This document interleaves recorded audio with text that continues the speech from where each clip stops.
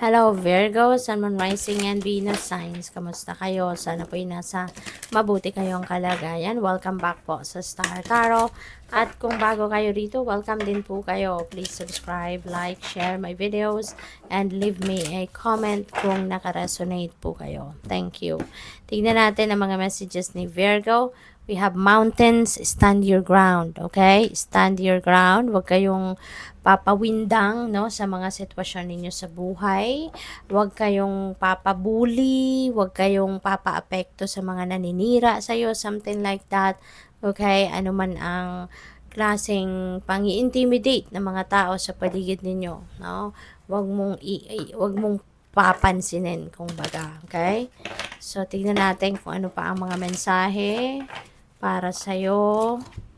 We have doubt. I release the need to know all the answers. Ayan. So, siguro meron kayong somehow pagdududa na nararamdaman. Maaring nagdududa kayo sa kakayanan niyo, sa sarili ninyo. Maaring nagdududa kayo sa mga plano ninyo or sa mga ginawa na ninyo. Maaring pinagdududahan ninyo ang mga yan. Ano? Sana wag na ninyong maramdaman yan kasi that is negative energy. And remember, no, na when you are projecting negativity, negative things might come your way, 'di ba? Kaya i-transmute niyo yan into something positive. Instead na magduda kayo, maging assertive kayo at maging confident kayo about yourself. Okay?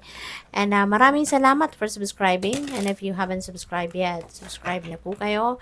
And also, maraming salamat din sa mga hindi nag-skip ng ads, pati na rin sa mga ano dito, ang tawag dito, sa mga gustong mag-member po, click nyo lang yung join button sa baba ng video, okay? At saka sa mga cross-watchers, maraming salamat po for being here, for your support, and also shout out sa ating beloved channel member na si @jonapayuyuyahoo.com, Clarice ay 453, okay?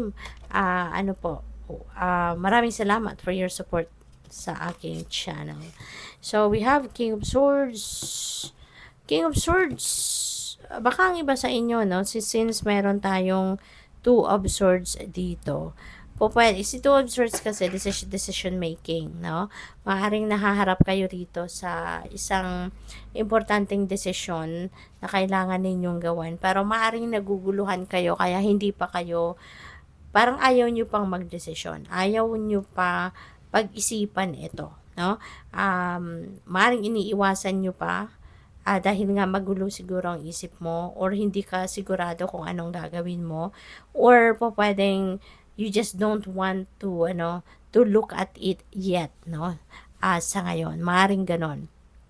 Kaya po pwedeng lalapit ka sa isang katulad ni King of Swords. This could be someone na nasa position of power, nasa position of authority, po pwede rin na isa siyang professional, at baka kailangan mo ng kanyang advice. Kaya maaaring lalapit ka sa kanya para kumonsulta, para makatulong sa iyo na malinawan ang inyong isipan or mapaghandaan mo, no, nang mabuti, mapag-isipan mong mabuti kung ano ang desisyon na gagawin mo. Sa kung ano man, depende sa inyong sitwasyon kung ano man ang kailangan pag-desisyon na ninyo rito.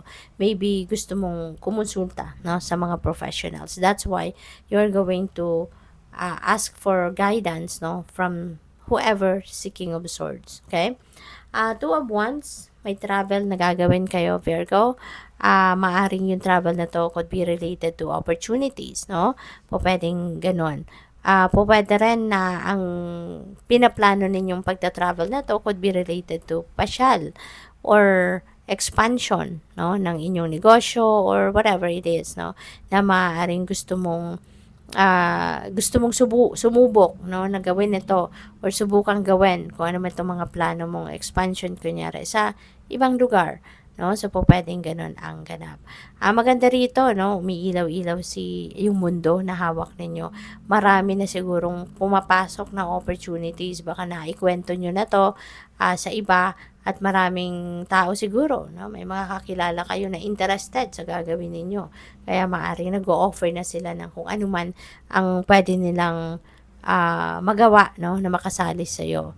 Ten of Wands, this is ending and beginning, no? So meron kayong bigat na dala-dala, merong nagpapahirap sa'yo, merong discomfort na nararamdaman kayo, at gusto niyo nang ibaba ito. Gusto mo nang isuko ito, no? Kung ano man ang nagpapahirap sa'yo, ano man ang nagpapabigat sa'yo. Kaya maaaring ito yung dahilan, no, ng indecision na to. Kasi maaaring gustong-gusto mo na, nahihirapan ka na, kaya gusto mo nang kumawala sa sitwasyon na ito, pero maaaring hindi ka sigurado how you are going to do it.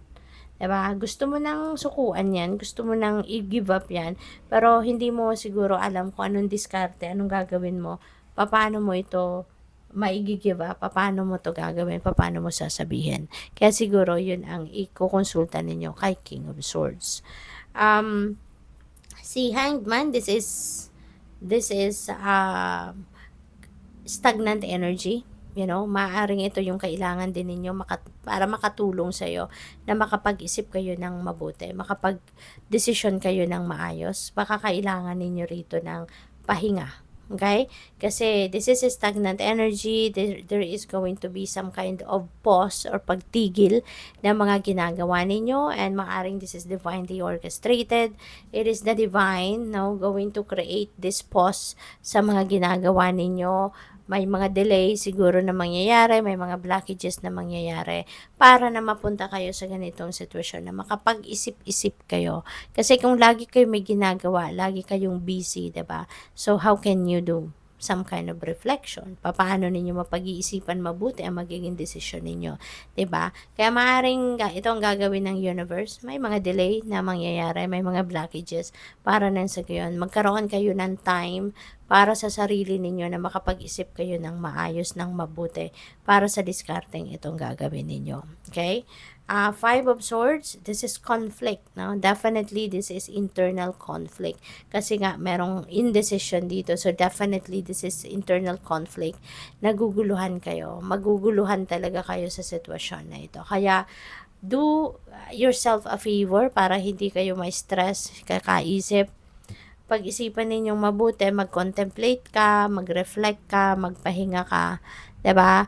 At pag-isipan mong mabuti. Use your intuition, okay? Follow what your intuition is telling you kasi yan ang number one na guide mo na makakatulong sa'yo na mapag-isipan mo kung ano yung best na gagawin mo, okay?